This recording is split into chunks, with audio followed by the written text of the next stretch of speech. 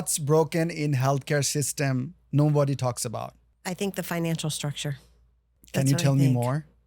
I think we need to be really clear on what's being paid for and what's not being paid for. The way that CalAIM works is the managed care organizations get a payment. That payment is not stratified. So the managed care organizations don't know that. Real simple. Out of the $100, $20 is going to recuperative care, $10 is going to asthma remediation, $5 is going to ECM. Well, take ECM out of that because it's, that. But with community supports, it's more of a bundle. I think we need to be real clear with managed care organizations how that money is stratified. So they can take that and say, okay, we have $100 here that we are going to pay our community support providers for recuperative care. Recuperative care is the big one now, right? Because it is an expensive care. We got $100, but we only spent $50 in recuperative care, and the member didn't go to the emergency room. So I think it's looking at the financial model and trying to figure out how to ensure that managed care organizations understand what money is going where, because the question that the managed care organizations have is, are we saving money? How are we saving money? How much are we getting paid to do the service that we're putting out this money? So we need to make that really clear. That was more than one sentence. Yeah, I just wanted to be more clarified. That's why, yeah. Thank you for enlightening me. What's a healthcare myth you are sick of hearing? That homeless people are lazy, that they want to be homeless. They don't want to work. I don't believe that. We have a working homeless population that works extremely hard, and they're working jobs that no one else wants. Yeah, it's true. Even our immigrants coming from different countries, they are doing the jobs that a lot of people don't want to do. Who's going to pick up apples from the farm we are eating if they are not picking up the apples? And even there, I think a lot of them are not getting paid the minimum wage. Right. Which that's a whole nother conversation to take care We of can people. talk about that all day. No, I think you're right. You're definitely right. Finish the sentence. Healthcare wasn't built for. Healthcare wasn't built for. I don't know. Healthcare wasn't built for. This is what I want to say. I just don't know how to say it. Healthcare wasn't built for fragmentation. Healthcare wasn't built for silos. Healthcare wasn't built to only serve those that have money. Healthcare wasn't, a lot runs through my mind. Healthcare, if I flip that, healthcare was built to ensure that everyone has access to care. Health equity. Yeah. Health equity. 100%. What's the most expensive mistake hospitals keep making over and over and over? Not asking why.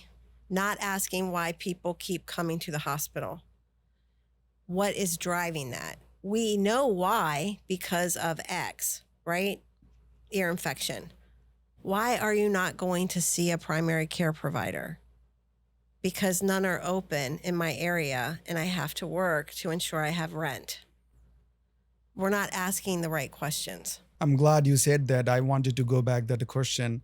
So even despite having health plan, if I need to seek medical attention, I need to see my provider. If I call ring or on the online website, appointments are 5, 6, 7 or 2 weeks out. So tell me, if I'm suffering any pain or injury, I don't want to go to the ER because I'm going to be charged arm and leg. What is the solution? Why in America, so much money, so much abundance, why the delay? That's a great question. We don't have enough providers. That's one, right? That's one bucket. I think the other bucket is we have to be open to non-traditional healthcare. And I don't mean acupuncture and massage, which I think is wonderful and everyone should have that. I believe If you can't immediately get an appointment, and I always use the earache because I saw those in the ER so much and I just couldn't understand it.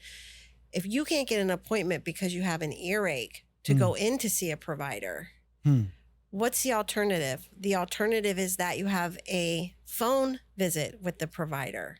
You have a telehealth visit with the provider. You go to an urgent care. I think we need more urgent cares. I really do.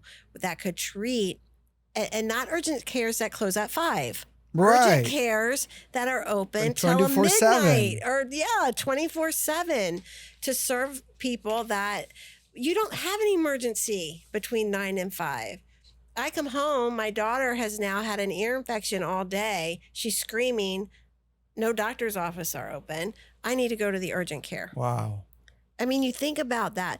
But the other piece of it is, I believe that healthcare providers at times, some healthcare providers, let me say that, do not offer those services. So instead of saying, I can't get you in for 2 weeks because of X, how do you feel about maybe a telehealth appointment on your phone tomorrow at noon?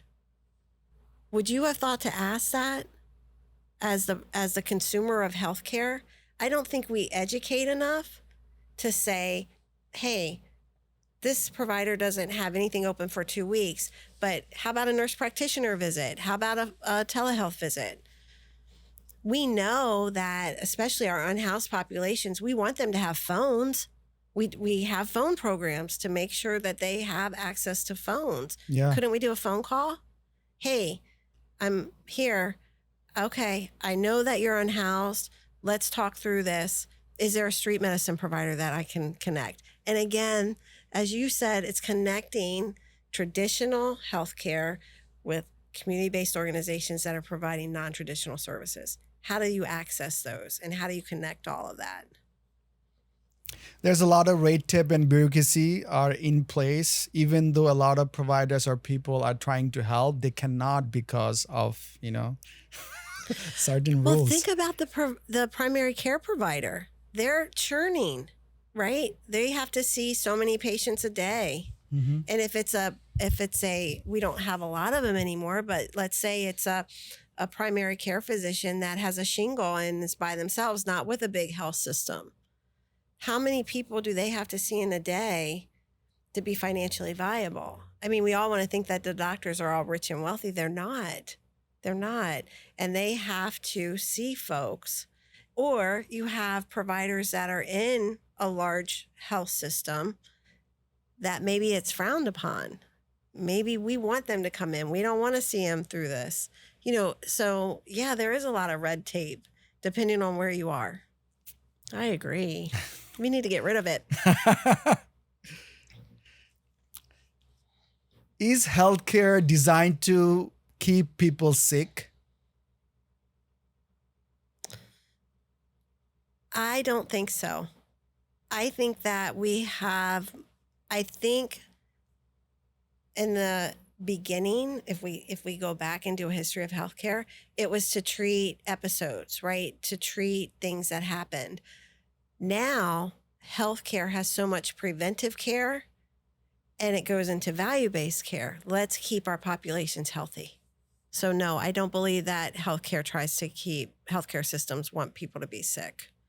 What one leadership lesson you learned the hard way? I've learned a lot of leadership lessons the hard way. One that I learned is to be quiet. And I say that because when you're in a position of power and you're looking to problem solve, don't put your solution on the table, because that influences everyone around you not to put their solution on the table. So I learned to be quiet and to listen to the smart people that I have around me and hear how they believe we should solve said problem before I would say anything. And that was a lesson to learn, because you go in as a leader and you're like, okay, this is the problem. This is what we're going to do. Let's go. Instead, going in and say, this is the problem. What do you think? What do you guys think we should do? You know, what do you think in care management? What do you think in primary care? Let's talk about it and just listen. I love that. A lot of listening. That's a great lesson and things to implement in life. Yes.